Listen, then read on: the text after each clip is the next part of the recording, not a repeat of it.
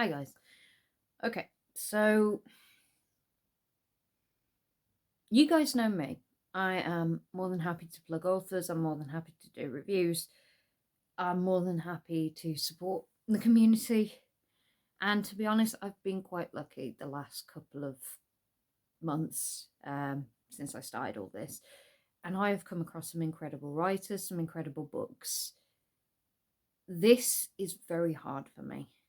As a person, don't like to give criticism, but if I have to, obviously, to help somebody, I will give it. So, I read this book recently. It became my first ever DNF for various reasons, which I think are important. For more than anything, when I approach an author, if I believe that something needs improving, or I'll be honest with you, I'll tell you if there's something missing or something doesn't add up as a reader. I'll be honest with you. And I think that's very important for authors, especially me. Like, if you see something in my work that you're not happy with, please, for the love of God, tell me, because I can't progress or get better or improve without that feedback. You guys are important. Without you guys, I've got nothing. As a writer, it's important to me that you know this. So this is hard for me to do to another writer. But it just, the story is about, well, it starts off with discussing the war. I had to do a bit of research, to be honest, before I went in, because my southern and northern history of America, everything like that, it's a bit shaky for me. I know my English history and stuff, but American history is still a bit shaky, and I had to learn who the main characters were at the very beginning. I struggled with the first prologue because it was going so well. The bones were there. Like, this is what I mean. This is what sometimes frustrates me, is the fact that when an author has the skeleton there, you can see the bones are clear. There is great progression opportunity, great development opportunity. But for some reason or another, the author doesn't take the next step. And it was very similar with this one, with Bullets and Blood. It had a great setup opportunity, but I felt like it missed it by like a whole margin. Like, the end of the first part of the prologue, it leaves you on a bit of a cliffhanger. Structurally, it doesn't feel connected. You go to the Bayou, you have these soldiers from the Southern Regiment who are investigating this woman, this crone, and she's seems like that there is this perfect opportunity to make this character like stick out. Like, there's a description in there, like basically calling her a very unsettling frog, essentially. But the description works well because it sets the scene of what she looks like, but you don't get very much detail. You get the setting of the swamp, you get the story of the swamp, the backstory of the swamp, but you don't get much else. And it really kind of like, there was this perfect opportunity for me, in my head anyway, where the general is there to get something to one up on Abraham Lincoln. That's the other thing. It was the first time that I'd seen, especially when I learned more about it, the war, the Civil War itself of America, seeing the Southern army members put into a positive light, as to opposed to the usual lighting, which is they were pro-slavery, against Abraham Lincoln's ruling of trying to get rid of and abolish slavery. And there were other conflicting bits and pieces around the Southern Army. So to see them being put in a position where it's like, I get it, they're desperate, they're losing the war, and they're looking for a way to improve. They're looking for a way to have that secret weapon that will give them the extra boost. Fair enough. So we get to this point where the general, he's approached this woman and he wants the ultimate weapon, supernatural obviously, to defeat the Northern Army and to basically take down Abraham Lincoln. So it was almost very much like the Nazis trying to find a way to beat the rest of the world rather than lose the war. That's how I saw it anyway. But it really hacked me off when we got to the point where we're just getting to know this woman. We're getting a bit of her personality. We're getting, you know, we've been brought in. And then it's like, oh, do we bring forth these creatures that could really change things? I know what they're after. They want these creatures to come forward, i.e. vampires, to assist and make things. But, it, you know, bringing these on would cause more harm than good. It stops there. And I was like, so what happens? Does he make a deal with the woman? Did it go ahead? Did the war get changed by any of this? Did they make a bargain, like proper old school, like poker and whiskey, or what? It cut flat, and it was like, well, maybe the next part will make up for it.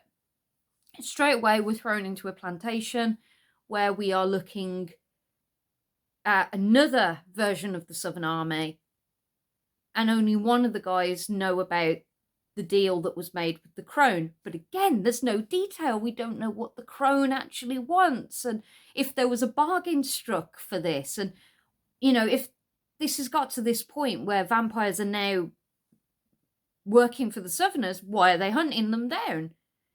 Did they turn on the Southerners? Did they decide that they wanted to do things their way? Or what? Bringing forth the vampires from where? Where did they come? How did they appear? We're just thrown back into another scene, plantation, soldiers sent to check out a house on the edge of an orchard, and Lilith shows up, or whatever vampire. Again, I'm not too sure. This vampire shows up and gets shot, dead. That's the end of that interaction. Another man's killed. Go down to the basement. The second in command that you kind of saw a character development of some description, just gone. And it's like, oh, well, what's this? And it's like, it ends it with vampires. You know, what the hell is this woman that's lying naked on top of my friend who's a soldier? No, vampires. Chapter ends, and then it's part 1 of 1960 chapter. It just, the construct felt too clunky and complicated, and it might just be because I have a tiny brain, but I like to have things set out in a certain way. I'm guilty of this. I know that my submissions, when I've sent them in, I've gone back at them and gone, oh, Nat, holy hell, you've made that too complicated. It should keep it simple for the reader rather than overcomplicating it and peeing the reader off. Then we get to the point where Mathers, the guy who was in the plantation who did the assault on the house to capture, but that's the thing, we don't even know if he was there to capture the vampires, stop the vampires. It was just like, oh, if you see anything, woman or child, kill it. And it's like, surely if they're your new ally or your new weapon, you would capture them and then bring them to find out why they turned on you. Well, you know, just understand your enemy before annihilating your enemy, unless it's got to the part where they've spent years trying to sort, like, well, not years, because you can tell it's only been a year, but it's been that long since the bargain was struck. We don't know if the old woman's still alive. Did they go back to her when they realised the mess they'd done? Was she still there? Did she want to barter a soul or anything? You know, she can't just go, here you go, vampires. It felt too clunky. There was no structure for me, and I found it so hard to follow. And then when his wife dies, it's like, why did they go after? And then he teams up with Lilith, who's a vampire that he was initially hunting, to hunt another vampire that killed his wife. And I'm a Buffy fan. Massive, diehard Buffy fan. Vampires, demons, this shit gets me. It's my happy place. But this book just felt too much like there was bone there. There was a structure that could have been so much more invested. There was so much meat missing from those bones. Like, there was so many opportunities where the author had to improve on a character development or bring out more in this scene. And I felt like it was more about the history than it was about the actual story itself. It was all very focused on, we're in our year of our Lord and this is going on, this war is happening. And I felt like it was lacking that vital horror, the atmosphere, the tension. It was, when I read Witch's Bargain, I was having nightmares for 2 nights in a row because of how well it was developed, how well it was structured, how well it was brought forward. Now, you guys can read this book if you want, and you probably have a completely different opinion of it. It is very Western style meets vampires, but it's just not for me. It's very hard for me to admit when I'm beaten, and this beat me, and I feel awful. I really do, but I can't lie that it just didn't hit me as much as I wanted it to. And I was excited for it as well, because vampires and Wild West, what can go wrong? It just felt too flat, lacking in structure, lacking in atmosphere. Like, the atmosphere was practically just, I felt like I was reading a history book. Great for somebody who loves history, definitely, because it gives you an eyesight into the Southern War. But it was the other thing that I couldn't relate to the Southerners. Like, yeah, great that you've given these army soldiers personality and you've shown that they have humanity. They're people outside of the uniforms. But it still doesn't change it for me that what most people relate to a Southern army soldier from that time period is negativity. So it was hard for me to, it was almost like I kind of wanted it to be like it fit. Like, yes, they're the bad guys, but maybe you have one of these guys that's doing it all for the right reasons, or rather he thinks it's all for the right reasons, but it doesn't click to him that maybe he's on the wrong side at any point in this story. It doesn't click to him that siding with the enemy that he basically encouraged to rise from the ground and cause a massacre, this unchainable woman that is based on animal instinct. It's a vampire. You can't chain a vampire unless you're Buffy, in which case you can bone a vampire because it has a soul, but then the soul goes and you get the monster that is Angelus. Point being, the character development was too clunky for me. It didn't feel right at any point. I didn't feel like I sympathized with Mathers at any point. Lilith, again, I couldn't feel my connection with Lilith, and I was wanting so badly to, because vampire, but it just didn't fit for me. Now, you guys can make your own decisions on it, obviously. It's bummed me out, obviously, because it's my first ever did not finish. But I have my reasons. I've given them here. I've been very honest and tried to be as diplomatic about the situation as that. It's so frustrating when you have such a great story in bone form and structure, but there's no passion, no atmosphere, no tension, no character development that's overly like brings you in and makes you want to feel for the character. That's what I want. I want to relate to at least one of the characters, but you never get chance to.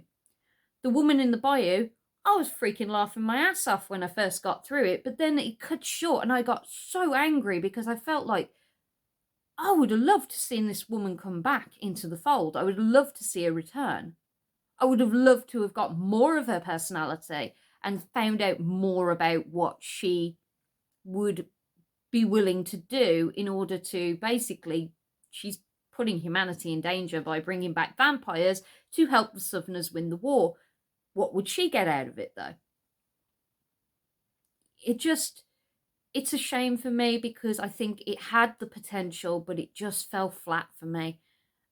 And I really hate when that happens because I'm sure that the author had so much more stored in them, so much more to give, but it just felt like he let itself down a little bit because it needed that extra bit of push, that extra bit of exhilaration to keep you going. I just felt like I was reading a history book with supernatural elements, and I don't like that.